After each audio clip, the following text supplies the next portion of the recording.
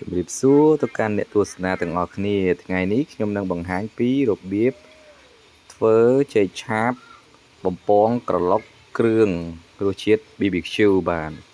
ជាដំបូងយើងត្រូវតែមានចេកបាទចេកយើងយកចេកណាំវ៉ារាងចាស់បន្តិចមកឬក៏ចេកស្នាប់មកក៏បានដែរបងប្អូនបាទអញ្ចឹងតោះដើម្បីកុំឲ្យខាតពេលយូរយើងមកទស្សនាការធ្វើទាំងអស់គ្នានេះគឺយើងត្រូវចិតសម្បកវាចេញបន្ទាប់ពីយើងចិតសម្បកវាឲ្យស្អាតហើយយើងយកវាមកត្រាំទឹកជាមួយនឹងអំបិលយើងដាក់អំបិលមកជែបទៅគឺយើងត្រាំទឹកអំបិលហ្នឹងគឺរយៈពេល5នាទីអីទៅបានហើយបន្តមកទៀតយើងស្រង់វា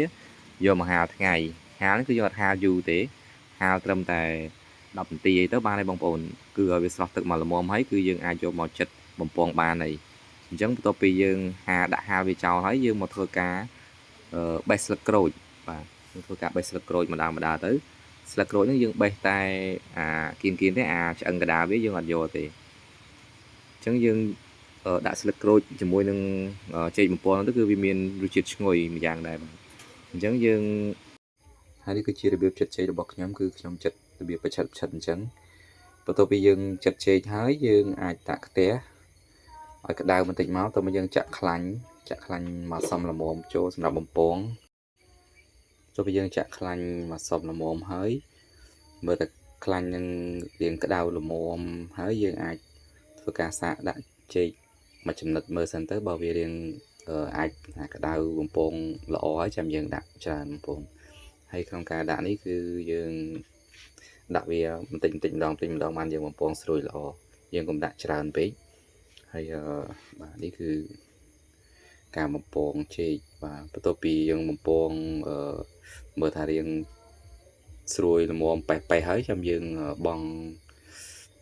ស្លឹកក្រូចចូលតែបើយើងដាក់មុនក៏បានតែយើងដាក់យូរពេកវាអាចស្រួយអញ្ចឹងយើងដាក់មើលតែចេកមកល្មមស្រួយហើយយើងដាក់ស្លឹកក្រូចចូលបាទសុំទោសច្រឡំស្លឹកគ្រៃបាទស្លឹកក្រូចបាទអញ្ចឹងយើងដាក់បំពងវាជាមួយចេកទៅវាមានរសជាតិឈ្ងុយស្លឹកក្រូចអញ្ចឹងណាបាទបន្ទាប់ពីយើងបំពងមើលថាឆ្អិនស្រួយល្មមហើយយើងអាចស្រង់វាយកមកដាក់មួយឡែកបាទហើយយើងស្រង់វាយកទៅដាក់ឲ្យវាស្រក់ខ្លាញ់មួយឡែកទៅបាទចឹងបន្ទាប់ពីយើងស្រង់ដាក់មួយឡែកហើយមើលថាវាស្ងួតស្រក់ខ្លាញ់បានល្អហើយគឺចាំយើងយកមកក្រឡុកគ្រឿងបាទនេះយើងបំពងបានច្រើននេះគឺយើងយកមកដាក់ក្នុងម៉ានបាទដើម្បីយកមកក្រឡុកគ្រឿងបាទហើយគ្រឿងរបស់យើងគឺគ្រឿងរសជាតិBBQ បាទនេះគឺដំបូងតែខ្ញុំដាក់ពីរសជាតិគឺរសជាតិរ៉ូឌីបាទរ៉ូឌីរបស់យើងដាក់រ៉ូឌីបន្តិចពីលើទៅយើងក្រឡុកឲ្យវាចូលជាតិបាទយើងដាក់គ្រឿងមកល្មមហើយយើងច្បល់ក្រឡុកឲ្យវាចូលជាតិមកបាទគឺអេមតែម្ដងបាទ